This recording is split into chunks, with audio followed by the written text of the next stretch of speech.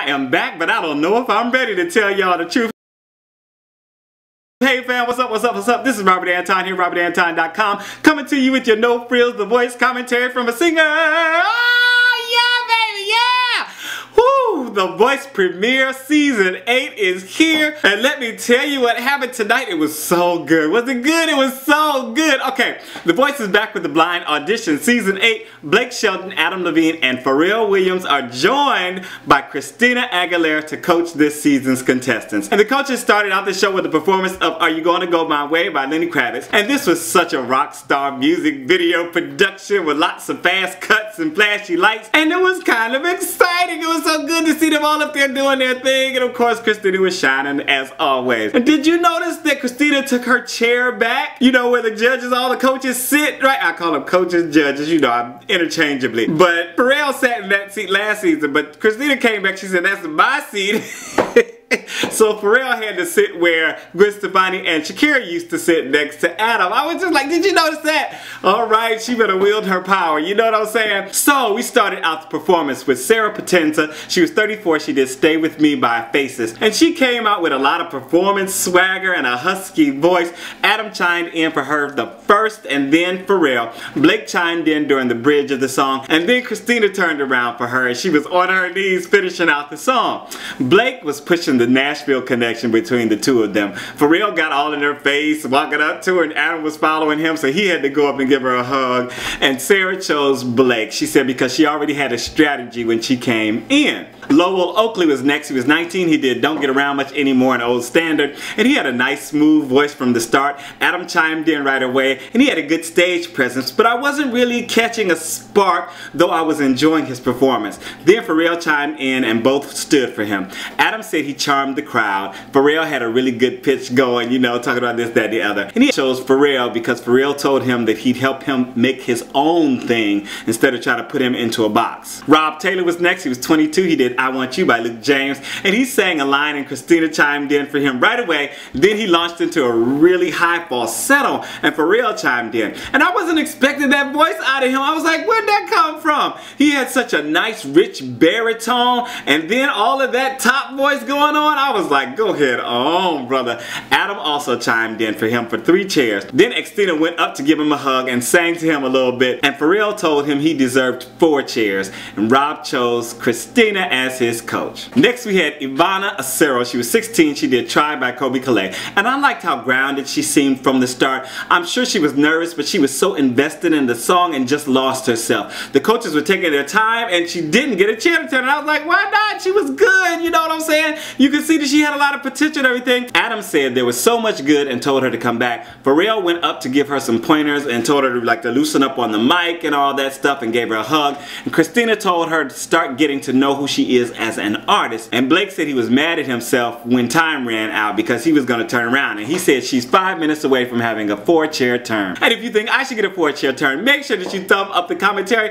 This is the first one of the season. Oh my God, I'm so excited. And I hope you guys are excited too. Just make sure to let everybody else know that we are over here chatting about The Voice. It keeps me doing it. It brings more people in and just shows your support. So thank you, thank you, thank you for your thumbs. Next up, we had Cody Wickline. He was 20. He Stopped Loving Her Today by George Jones. And he sang 2 words and Adam chimed in for him. This song really gave him time to milk every country riff and intonation, and he made the most of it. Blake chimed in after listening intently, and then Christina and Pharrell chimed in near the end, and they all stood for him. Adam told him it's the best country music performance he's heard on the show. Is that right, Adam? Blake talked to him about his influences, and I think that won him over. Christina said his gift was undeniable, and Cody chose Blake, the natural choice if for nothing else for his Nashville connections, because he wants to be a country singer. Alright, go with Blake. That's the thing. And Blake wins with country singers. So yeah, that was a wonderful choice. Then Treeva Gibson was 16. She did Young and Beautiful by Lana Del Rey. And I was trying to think while she was singing what her voice reminded me of, and that's exactly who it was. Christina and Blake chimed in for her first. She had an interesting sound, kind of reminded me of a few artists again, like I said. And the crowd went wild when she belted out the big notes. Adam said it was emotional and beautiful, but kind kind of messy. Christina said it was one of those moods, textures that pleased her ear. Blake said her voice drapes over the band. And Treeva chose Christina because she's been a fan since she was little. Mason Henderson was up next. He did Riptide by Vance Joy, and he didn't get like his little intro package and all that, and kind of took away from the connection to his performance for me. I don't know, did it for you? He also didn't get a coach to turn for him. He sounded fine. I was just not feeling anything for him because I hadn't heard anything about him. I don't know. They set it up that way so much that you kind of, I know, at least for me, I was like waiting for it. It just surprised me when they didn't give me anything. Blake said it was on 10 the whole time. Adam told him to get a little more control, and Pharrell told him to explore his range more. Next up we had Reagan Linsey. She was 28. She did Love Hurts by Nazareth, and she definitely had a lot of stage experience and got right into the feel of the song with a great sound and a lot of emotion. The coaches are really taking their time, but I was thinking this is the best performance of the night. Then Adam and Pharrell and Christina all chimed in at the same time. Blake did not chime in, and he recognized her as soon as he turned around and called her one of the best singers he's ever heard in his life. Christina said she made her a believer and called her the definition of the voice. And Meghan chose Pharrell because he was looking in her eyes and she got all excited, she said. I don't blame you, girl. Joshua Davis was up next. He was 37. He did I Shall Be Released by the band, also written by Bob Dylan.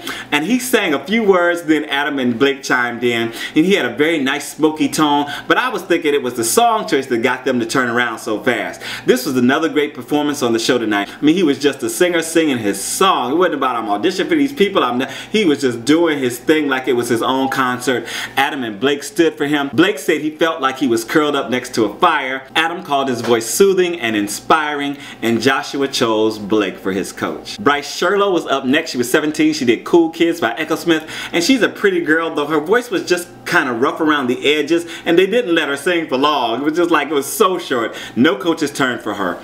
Pharrell said her tone is so crazy and said he's a dummy, then sang Happy with her. He got up on stage and sang with her, and her voice was still rough around the edges with some cracks and lacking a little breath support while she was doing that. She did better, but it just wasn't quite there. You could tell she had potential, but yeah, I think the coaches made the right thing. She should just keep working on it and come back when she grows even more. Sawyer Fredericks was up next. He was 15. He did I'm a Man of Constant Sorrow by Emery Arthur and Richard Burton, and he sang the first line, and Adam, Christina, and Pharrell all turned for him. Then he launched into the rhythm of the song and had such a nice strong delivery.